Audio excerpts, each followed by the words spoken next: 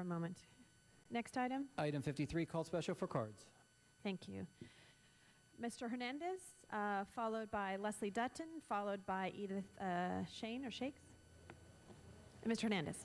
Good afternoon, council members. My name is David Hernandez, and public access is a very important issue for the residents of Los Angeles. I believe the first time that I visited a public access studio was I was a panel member with Council Member Gruhl and was introduced to the public access system and the value as an asset to the members of the community that wish to speak about land issues, lighting issues, crime issues, the Bradley landfill, the Sheldon Arleta landfill, Handsome Dam, equestrian issues. Public access is vital for members of the community to not only speak their mind, whether for or against a particular issue, but also to educate members of the community. During the 2 years that I was a producer for then Adelphia, we were able to reach out to many members of the Latino community in Sun Valley and Pacoima and speak about issues with regards to public health and regards to education. What is seemingly about to happen at the end of this year with the possible closing of all public access stations by Time Warner and no plan in place by the City of Los Angeles other than to receive the 2% franchise fee, we are in a real danger of losing a vital public asset. This is something that is very unassuming. However, once it's gone, it's going to be gone.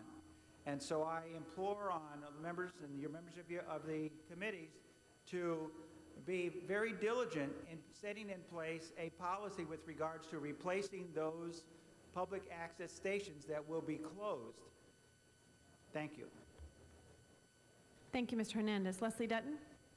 And before she speaks, if I could please have quiet in the chambers. Shh. Thank you. Ladies and gentlemen, the eyes of the nation are upon you. In Washington, D.C., actions are starting to be taken to oversee what's happening to our public access channels. Legislation similar to what was passed in Sacramento, authored by Fabian Nunez, that changed the way public access franchising is conducted and gave you in the cities the responsibility of taking over the operations of these public access facilities. It's up to you now. And Los Angeles is once again on the forefront. They're all watching how you handle this. As a longtime public access producer, we've provided a platform for the news behind the news. Many of you have been on our programs. We talk about things that just simply don't get covered in the regular news media. But more than public issues, we are here in the heart of the media, Hollywood. Many of the producers and people involved in the media use public access facilities to express their creative ability, their talents, and also to communicate in the community. I would just like to say that next month, full disclosure, will be meeting with visiting Russian journalists who have come to our country to find out how our system of communicating works.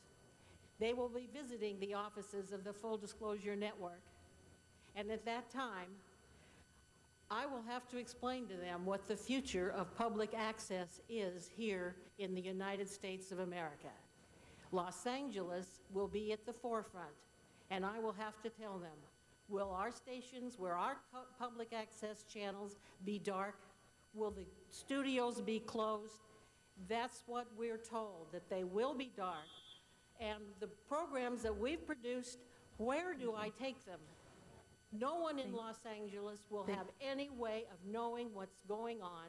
You will be cutting off the community. Thank you, Ms. Dutton. We do have to stick to our 2 minutes. I apologize. Edith?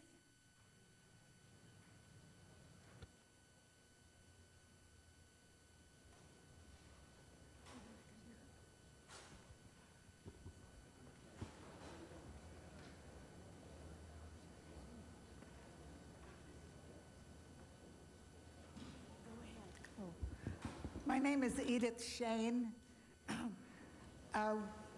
Leslie Dutton and I started a program called Full Disclosure in 1992.